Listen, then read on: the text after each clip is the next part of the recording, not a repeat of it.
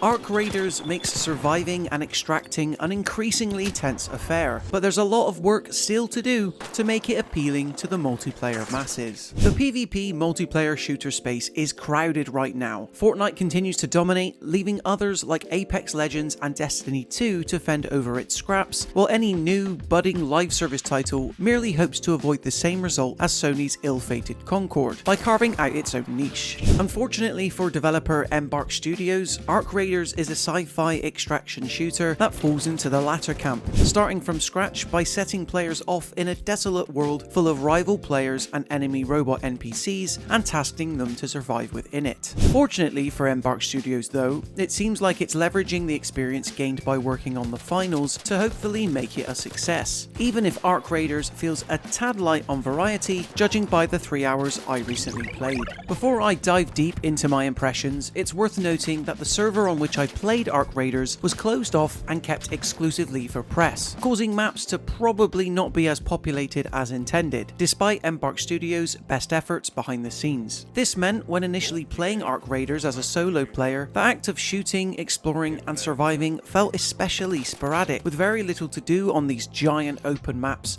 outside of plundering and extracting, whether it was running across the edges of a crumbling dam or investigating an abandoned spaceport. Doing all this certainly looked beautiful, but at first I was worried that the rather basic loop Arc Raiders sets you on was almost too repetitive. Fortunately, things picked up when setting off in a squad of 3 later in my demo session, where for a good hour or so, me and others quickly got to work engaging in shootouts, covering each other when trying to complete different objectives on the map, and just generally trying to avoid the gaze of the titular Arc machine enemies. The point is obviously to raid them for the best components needed for making better gear. It's right there in the title, after all, but aside from a few smaller model types, Arc Raiders has done a good job in making the act of taking down these cybernetic baddies feel like a real mammoth task. As it stands, they can attack from all angles, and rarely did my team stand a chance of defeating them using the standard weapons we could craft prior to jumping into a session fresh. Knowing that these various types of Arc machines, from rolling flame-spewing balls to giant arachnid-like tanks,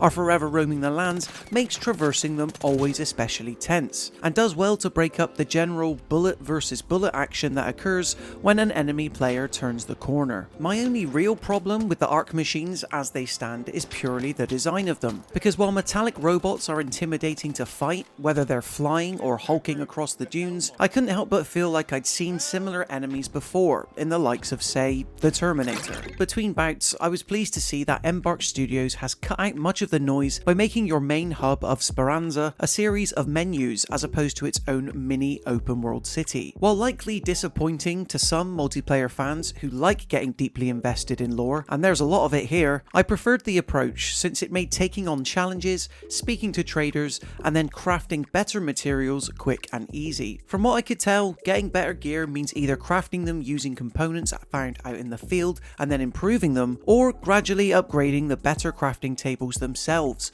which appears to be a more taxing yet worthwhile affair. All the usual extraction shooter hallmarks are present and accounted for then, which leaves the main obstacle facing Arc Raiders right now being to carve out its own unique identity. Sadly, this is where the game is more of a mixed bag, because while firefights with real life players and robot NPCs are appropriately frantic, and the pull to plunder components to then gain better gear is certainly there, I fear that 4 maps at launch, however diverse, won't do enough to keep the typical Arc Raiders loop all that interesting as you gradually learn the best and worst places to loot. I'm happy to be proven wrong, but it all comes down to how the pace of play feels when the servers are fully populated and the perks of completing your objectives can fully be felt. Another barrier Arc Raiders will be challenged to break through doesn't even have anything to do with the actual game itself. Having first been revealed as a free-to-play title way back at the end of 2021, Embark Studios has since made the decision to make this a paid-for title, no doubt hoping to piggyback off the back of other recent premier multiplayer-driven success stories such as Helldivers 2 and seemingly the upcoming rematch. While I'm definitely in support of this strategy, since it most certainly ensures Arc Raiders will feel like a more complete package at launch, it'll only pan out if prospective players see the value in the extraction experience the game provides from afar, and currently Arc Raiders plays it a lot straighter than the bug-crushing satire of Arrowhead Studios' game. Sure enough, I enjoyed my time raiding and plundering alongside a group of allies, but I'm not sure if the core gameplay loop has the variety required to keep me coming back for more. The good news is that Embark Studios already has a great track record for supporting a live service game, and I've no doubt that following its release there will be plenty of limited time events and new content to enjoy. The question, at least for now however, is whether fending off Arc machines and rival squads will be enough to encourage players to stick around long enough to see those times come. What are your thoughts? Let us know in the comment section below, and then why not subscribe to the Mirror Gaming YouTube channel to stay up to date with even more videos like this. Until next time, thank you so much for watching, and I'll see you in the next one.